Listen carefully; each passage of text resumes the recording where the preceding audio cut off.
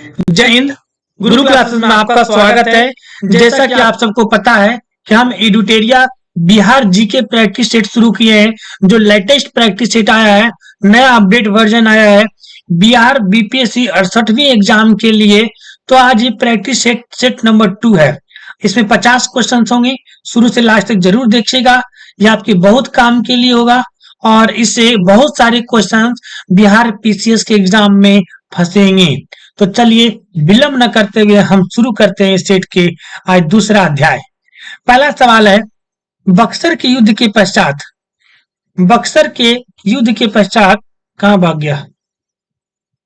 बक्सर के युद्ध के पश्चात बंगाल, बिहार तथा उड़ीसा की दीवानी अधिकार ईस्ट इंडिया कंपनी को किसने प्रदान किया था? तो ये मुगल बादशाह शाह आलम द्वितीय ने किया था। दानापुर छावनी के भारतीय सैनिकों ने कब विद्रोह किया था? ये किया था 25 जुलाई 1857 को। अगला सवाल, बिहार के किस जेल के कैदियों ने विदेशी वस्त्रों के बहिष्कार के लिए नंगी हड़ताल किया था? तो जो नंगी हड़ताल जो हुई थी, ये सारण के किया था। छपरा सारण के कैदियों ने। बिहार के पहले भारतीय प्रधानमंत्री, ये नंगी हड़ताल पूछा जा सकता है, ध्यान रखिएगा। बिहार के पहले भारतीय प्रधानमंत्री कौन थे? यानी प्रांतीय सरकार के प्रधान कौन थे? मोहम्मद यूनिस। क्या नाम था? मोहम्मद यूनिस। 1934 ईस्वी में पटना में स्थापित बिहार सोशलिस्ट पार्टी के अध्यक्ष कौन थे? तो इनके जो अध्यक्ष थे आचार्य नरेंद्र देव। आचार्य नरेंद्र देव। बिहार का पहला हिंदी समाचार पत्र जो 1874 ईस्वी में पटना से प्रकाशित हुआ था, उसका नाम क्या था? उसका नाम था बिहार बंधु।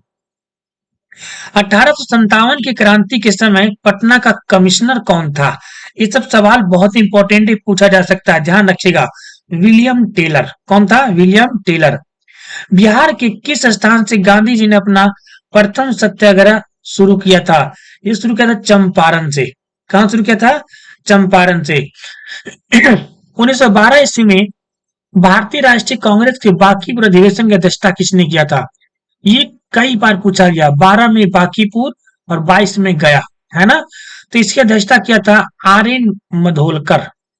आर.एन. मधोलकर। बिहार प्रांतीय सम्मेलन का पहला अधिवेशन 1908 ईस्वी में कहां हुआ था? ये पटना में हुआ था। कहां हुआ था? पटना में हुआ था। बख्तियार खिलजी का आक्रमण किस पाल वंशी शासक के कार्यकाल में हुआ था? तो ये हुआ था इंद्रधुम्न पाल। किस शासनकाल में? इंद्रधुम्न पाल। इल्तुतमिश ने किसे पराजित कर बिहार का पर अधिकार कर लिया था? तो ये थे हिसामुद्दीन ऐवाज। क्या नाम था? हिसामुद्दीन ऐवाज। बिहार का अंतिम अफगान मुगल शासक कौन था? ये कई बार एक सवाल पूछा गया है। दाऊद खान कुरानी। आईने अकबरी के अनुसार बिहार को कितने सूबों यानी सरकार में बटा हुआ था?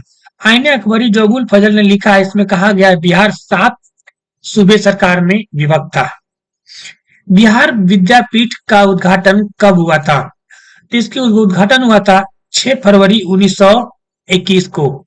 बिहार के विदेह राज्य में आर्यों के आगमन तथा निवास का साक्ष्य किस ग्रंथ में मिलता है? ये मिलता है आपका शतपथ ब्राह्मण। शतपथ ब्राह्मण। भारत में 16 महाजनपदों में से कितने महाजनपद वर्तमान बिहार में स्थित है? पहले 16 महाजनपद की चर्चा किसमें? अंगुत्तर निकाय में। आप सब लोगों ने पढ़ा होगा। इसमें बिहार में कितने था? इसमें 3 था, है ना? मगध था, अंग था, चंपा था। अगला, मगध साम्राज्य का उत्कर्ष किस शासक के समय शुरू हुआ था? तो जो हुआ था वो बिंबिसार के समय में शुरू हुआ था। मौर्य काल के समय मुद्रा को किस नाम से जाना जाता था? मौर्य काल के समय, अब जैसे ध्यान दीजिएगा, मुद्रा को पर्ण के भी नाम से जाना जाता था, मुद्रा को आहत के भी नाम से जानते थे, है ना? तो और ये आहत, पर्ण, पंचमार्क 3 नाम से जानते थे।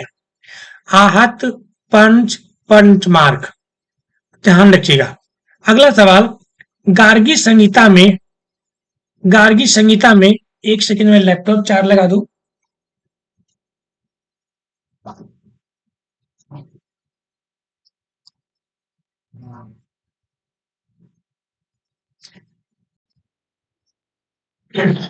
गार्गी संहिता में पाटलिपुत्रा पर यवनों के आक्रमण का उल्लेख है। यह आक्रमण किसके शासन काल में हुआ था? तो ये जो आक्रमण है ना, ये पुष्यमित्र शुंग के आक्रमण हुआ था। ये पुष्यमित्र शुंग के समय में दो यवन आक्रमण हुए थे, आप सबको पता है। एक का था डेमेट्रियस, एक के किसने किया था? डेमेट्रियस। और दूसरा का था मिनांडर। आप नाम सुने होंगे है ना, मिनांडर। दोनों यवन देश का था। विक्रमशिला विश्वविद्यालय की स्थापना किस पाल राजा ने करवाई थी? इसका नाम है धर्मपाल। बिहार को दिल्ली सल्तनत के अधीन किसने किया था? तो बिहार को दिल्ली सल्तनत के अधीन इल्तुतमिश ने किया था। बख्तियार खिलजी का आक्रमण बिहार में कब हुआ था? तो ये हुआ था 1198 में। ध्यान रखिएगा, 1198 में। किसने बिहार की राजधानी को, सॉरी यहाँ पे इन्होंने गलत दिया डेटा, क्योंकि 1206 में तो उसकी स्थापना हुई थी। किसकी स्थापना हुई थी? दिल्ली सल्तनत की। तो 1198 नहीं, 1298 होगा, है ना। किसने बिहार की राजधानी को बिहार शरीफ से पटना स्थानांतरित किया था? ये किया था शेरशाह सूरी ने। अगला सवाल, बिहार छात्र परिषद का गठन किसके किसके द्वारा किया गया था? तो इसका जो हुआ था, ये डॉक्टर राजेंद्र प्रसाद के समय में इन्होंने बिहार छात्र परिषद की गठन किया था। निम्नलिखित में से कौन बिहार का मुख्य खाद्यान्न फसल है? तो बिहार की जो मुख्य खाद्यान्न फसल है, ये आपका चावल, गेहूं, मक्का। चावल, गेहूं, मक्का, ठीक है। चावल, गेहूं, मक्का, ये आपका ऑप्शन नंबर बी। अगला सवाल, घोघा झील बिहार के किस जिले में स्थित है? तो घोघा झील कटिहार में स्थित है। हिंदू धार्मिक मान्यताओं के अनुसार किस नदी को अपवित्र या अशुभ माना गया है? ये कर्मनाशा नदी को माना गया है, जो कि बिहार के दक्षिण बिहार में बहती है ना। बिहार का कुल क्षेत्रफल कितना है? ये देखिए पूछा था इस बार बीपीएससी में, बिहार का कुल क्षेत्रफल कितना है? तो ये आपका है 93,000, इसका 93,163, 93,163 वर्ग किलोमीटर। बिहार के किस क्षेत्र में विध्यन चट्टानें पाई जाती है? तो बिहार के दक्षिण पश्चिम में विध्यन चट्टानें पाई जाती है। निम्न में से किस प्रकार की मिट्टी में काप की बहुलता पाई जाती है? काप की बहुलता पुरानी जलोढ़ मिट्टी में पाई जाती है। बिहार में लौटता मानसून प्रारंभ होता है। बिहार में जो लौटता मानसून प्रारंभ होता है ना, ये अक्टूबर के मध्य में होता है। देखते हैं बारिश उस समय ज्यादा होती है। निम्नलिखित में से किस नदी को नारायणी तथा सदा नीरा के नाम से जाना गया है? ये गंडक नदी को नारायणी नदी या सदा नीरा नदी के नाम से जाना गया है। ये सदा नीरा जो है ना, ये ऋग्वैदिक काल में ही इस नदी को नाम दिया गया था। निम्नलिखित में से कौन सी फसल सर्वाधिक क्षेत्र में बोई जाती है? तो ये चावल जो है सर्वाधिक क्षेत्र में बोई जाती है। अगला, उदयपुर वन्य जीव अभ्यारण्य बिहार के किस जिले में अवस्थित है? उदयपुर जो है ये आपका पश्चिमी चंपारण में स्थित है। ऑप्शन नंबर बी, पश्चिमी चंपारण। ध्यान रखिएगा, बेतिया के पास में। अगला, वाल्मीकि राष्ट्रीय उद्यान को किस वर्ष प्रोजेक्ट टाइगर के अंतर्गत शामिल किया गया था? 1991 में। दलदली मिट्टी की बहुलता बिहार के किन क्षेत्रों में पाई जाती है?